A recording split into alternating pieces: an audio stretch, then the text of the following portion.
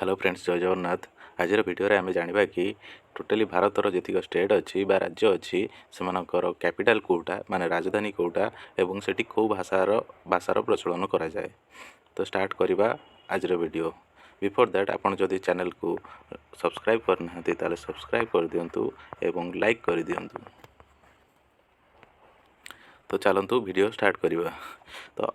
तो फास्ट है आंध्र प्रदेश। आंध्र प्रदेश रो राजधानी है हैदराबाद एवं सेटा एबे अमरावती हवा को जाउची माने प्रपोज करा जाइची। आ सेठी भाषा भाषा चले तेलुगु। नेक्स्ट जीवा अरुणाचल प्रदेश। अरुणाचल प्रदेश रो राजधानी है ईटानगर। सेठी इंग्लिश लैंग्वेज रो भाषाभाषी चले। तापर जीवा आसाम। आसाम रो राजधानी है दिसापुर। सेठी चले आसामीज लैंग्वेज। तापर जीवा बिहार। बिहार रो राजधानी पटना। पटना एवं सेठी हिंदी लैंग्वेज चले।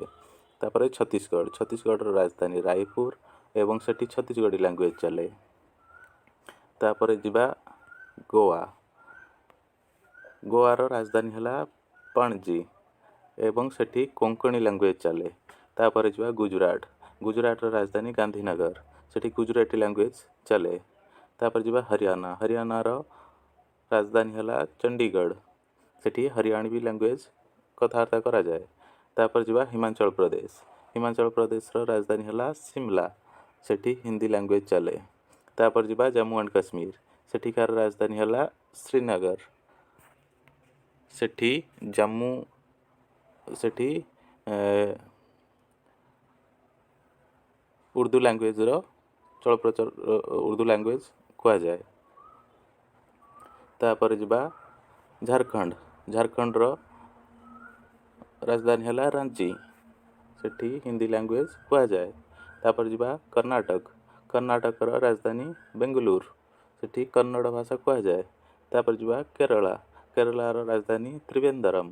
सेठी मलयालम लैंग्वेज कह जाए। तापर जीवा मध्य प्रदेश। मध्य प्रदेश रो राजधानी भोपाल। सेठी हिंदी लैंग्वेज चला जाए। तापर जीवा महाराष्ट्र। महाराष्ट्र राजधानी मुंबई। सेठी मराठी भाषा कह जाए। मणिपुर। मणिपुर रो राजधानी इम्फाल।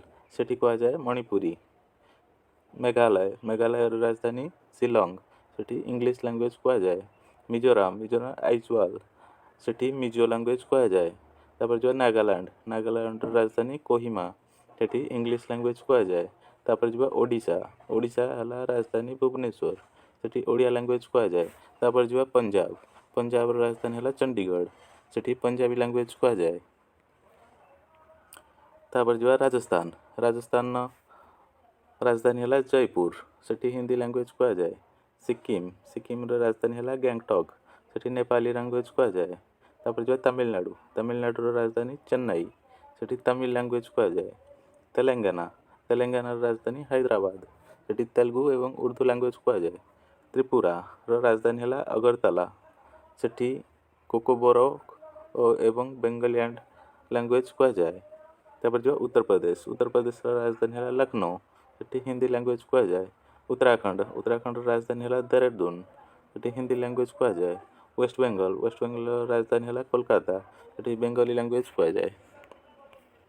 एटा थिला ओवरऑल 29 राज्यर राजधानी एवं सेठी को भाषा प्रचलन हुए।